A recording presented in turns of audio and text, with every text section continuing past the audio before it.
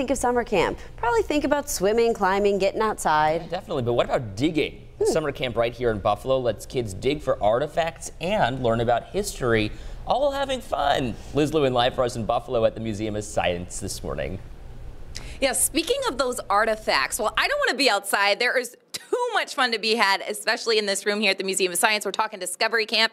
Sarah Jane, we've got Egyptian, indigenous, we've got Asian. There's so many cultural elements to this particular camp, Dig It. Let's talk about it. Absolutely. So Dig It is our camp geared for 5 to 6 year olds. It's all about anthropology and archaeology, so looking at artifacts from around the world. And we have a really rich collection of artifacts here at the museum, which is really a great thing for the kids to have. In fact, we have cultural and anthropology, archaeology type camps ranging from ages from 5 all the way up to high school aged. So there's a lot to offer. So I mean, what do we have here? I mean, there's a lot of rich history. So what cool. do we have? These are so. This one, so this is it's a replica. Oh, sorry. I don't want to cover it. It's a replica of a Mayan calendar, which is pretty cool. So that, they actually had a different.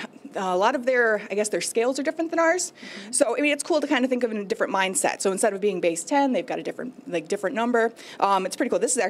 These are actually probably my favorite things in the room. What is it? So these are they're copies of what's called a Sumerian cylinder seal. So these came from literal seals that are upwards of 5,000 years old. Wow. So that's just their way of communicating.